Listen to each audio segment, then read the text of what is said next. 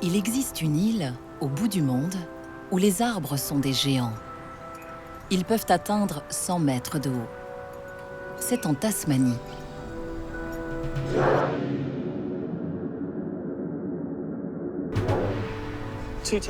Two Towers est un des plus grands, sinon le plus grand des eucalyptus sur Terre, ce qui ferait de lui l'arbre le plus haut toujours en vie. Il a dû mener de nombreuses batailles pour survivre depuis 500 ans.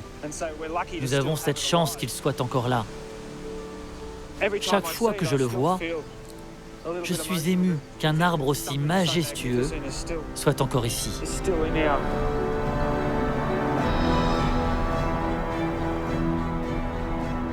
Ces arbres gigantesques, natifs de la Tasmanie, sont célèbres dans le monde entier.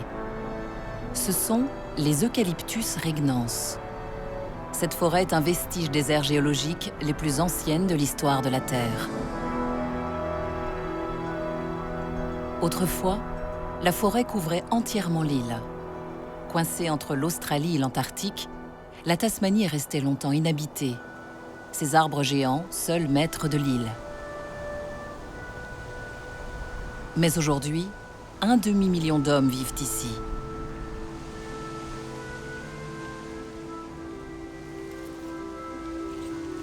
Pour mesurer leur impact sur la forêt, le botaniste Brett Mifsud part à l'ascension des Eucalyptus regnans.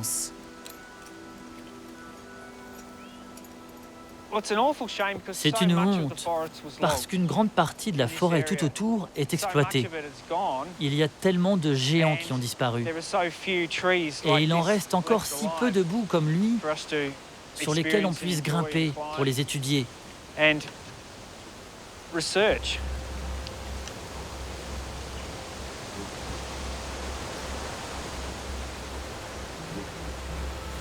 Tout comme Brett Mifsud, chercheurs et amoureux de la nature se sont donné une mission: reconquérir ce patrimoine naturel qui souffre d'une trop forte pression humaine. Mais ils se heurtent à la culture de leur pays, car les Tasmaniens sont un peuple de bûcherons. Les gigantesques troncs des vieux eucalyptus sont faciles à travailler.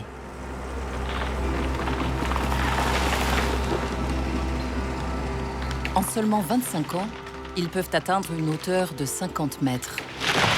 Les colons du 19e siècle ne s'y sont pas trompés. La Tasmanie s'est bâtie sur les trésors de sa forêt. Mais les haches des bûcherons ont laissé place aux machines d'une industrie en plein essor. Et les majestueux Eucalyptus regnans à des essences toujours plus productives.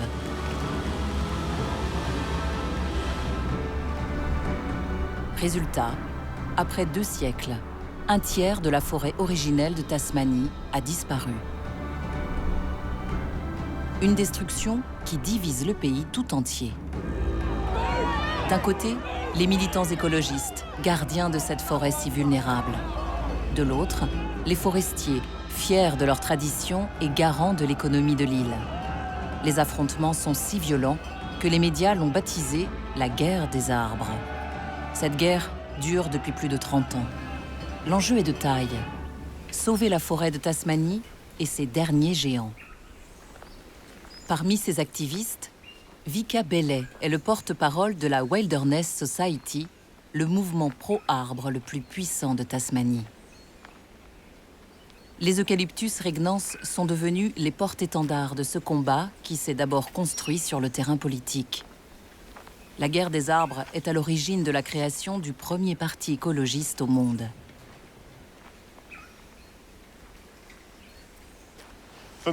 Pour moi, personnellement, il est fondamental de me battre pour ces arbres, pour ce qu'ils symbolisent.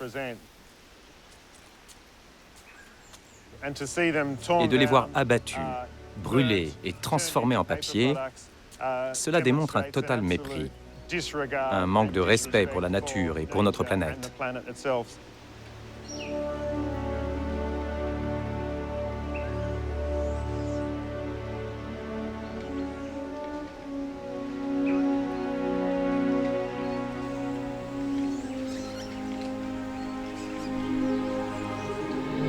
Abattre un géant, c'est aussi désenchanter une forêt qui conserve bien des secrets. Sous leur canopée, se cache un monde aux allures de féerie. L'émerveillement qu'il suscite est tel qu'ici, arbres et chemins portent des noms empruntés à l'univers fantastique du Seigneur des Anneaux. Cet eucalyptus est appelé le bâton de Gandalf, en hommage au vénérable magicien. Mais les doyens de la forêt ne font pas qu'inspirer les flâneurs. Ils jouent un rôle majeur dans l'écosystème en prodiguant de l'ombre aux étages inférieurs et en assurant la régénération de la forêt.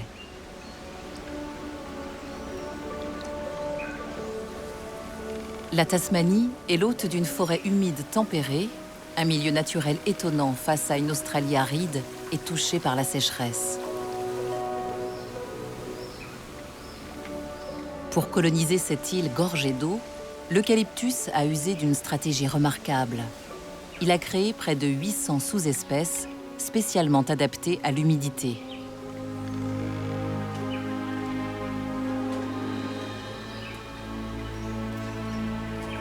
Pour comprendre cet écosystème méconnu, la botaniste Jessie Boutel enquête à la recherche d'indices sur son fonctionnement.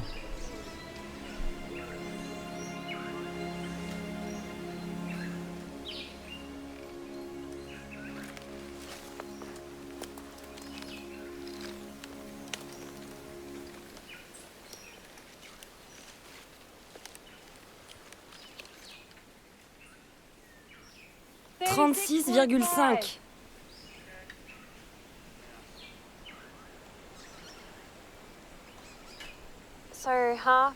La moitié fait 74,4 cm, donc le diamètre complet fait 148,8 cm. La décomposition est de catégorie 2 et il y a des traces d'incendie. La direction est de 134 degrés.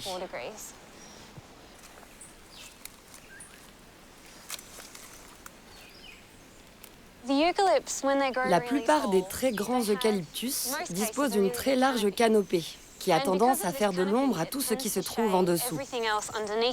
Il y a là tout un système végétal capable de supporter l'ombre, car dans le cas contraire, la survie serait impossible sans les rayons du soleil. La plupart des espèces d'arbres et de sous-étages de forêts supportant l'ombre se trouvent autour de moi. En général, ces plantes vivent sous les eucalyptus et nulle part ailleurs, à moins qu'il y ait une ouverture dans la canopée. Mais d'autres eucalyptus y pousseraient. Ainsi, les eucalyptus jouent véritablement un rôle majeur dans la construction de ce type d'écosystème qu'est la forêt humide tempérée. Sous leur canopée, de gigantesques arbres fougères sont parvenus à s'épanouir. À leurs pieds se cache un monde d'une richesse insoupçonnée.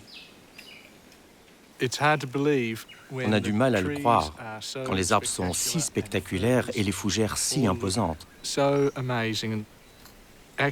Mais la plus grande source de biodiversité en termes de nombre d'espèces se trouve dans ces minuscules mousses.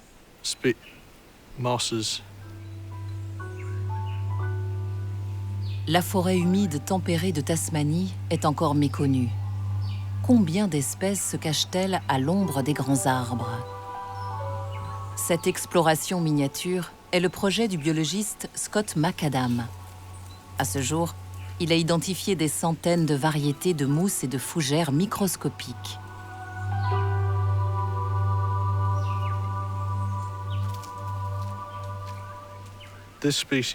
Cette espèce s'appelle Huperzia uvaria. Il s'agit d'un lycophyte. Il y a 400 millions d'années, les ancêtres de ces minuscules végétaux ont poussé jusqu'à devenir des arbres de 30 mètres qui dominaient alors les forêts au niveau de l'équateur et sous les tropiques.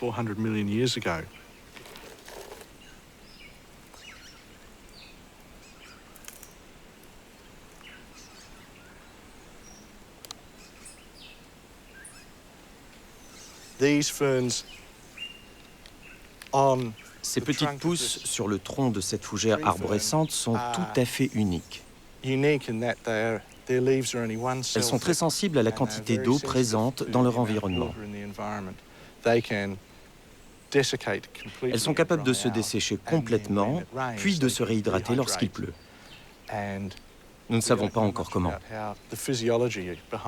Nous cherchons le mécanisme qui permet à ces plantes de s'assécher et de se réhydrater et de survivre sur le tronc de ces arbres fougères.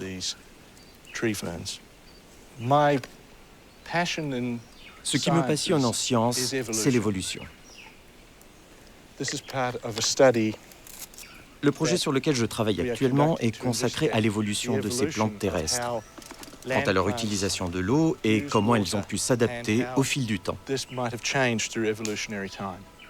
Grâce à ces informations, nous serons en mesure d'anticiper le comportement de ces plantes à l'avenir.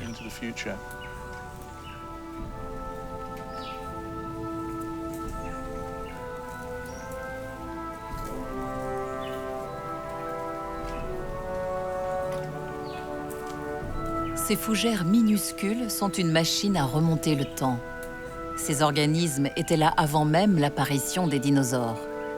Les connaissances qu'ils renferment parlent des origines de la Terre elle-même. Les mousses que nous trouvons dans cette forêt sont une porte d'entrée vers le passé. Se balader ici, c'est comme marcher dans une forêt préhistorique. Très semblable à celle d'Amérique du Sud ou encore à la forêt fossile de l'Antarctique, quand le continent n'était pas encore couvert de glace, il y a plus de 40 millions d'années. Il y a 400 millions d'années, ces terres, aujourd'hui distantes de plusieurs milliers de kilomètres, ne formaient qu'un seul supercontinent, le Gondwana. C'est à cette époque que sont apparues les mousses et les fougères que l'on retrouve ici. Il y a 180 millions d'années, le Gondwana se fracturait, séparant la Tasmanie des autres blocs continentaux. La forêt humide tempérée de Tasmanie est donc l'un des derniers témoins de cette ère. La mise en valeur de ce patrimoine exceptionnel par la science est à l'origine d'un tournant dans la guerre des arbres. Après des décennies de conflits, en 2011, écologistes et forestiers se rassemblent pour signer un traité de paix et l'UNESCO ratifie leur trêve.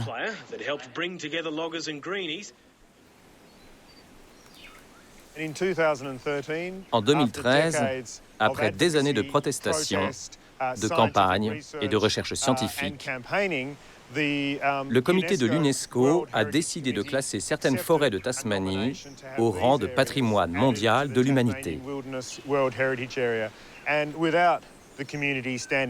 Sans la mobilisation des gens pour dire non, et sans ce soutien de l'UNESCO, pour finalement attester que ces forêts sont d'une importance capitale, des sites comme celui-ci seraient encore déboisés en Tasmanie. Depuis le traité de paix, près de la moitié du territoire est sanctuarisé par l'UNESCO. À l'intérieur de cet espace, les forêts originelles et ces géants sont protégés.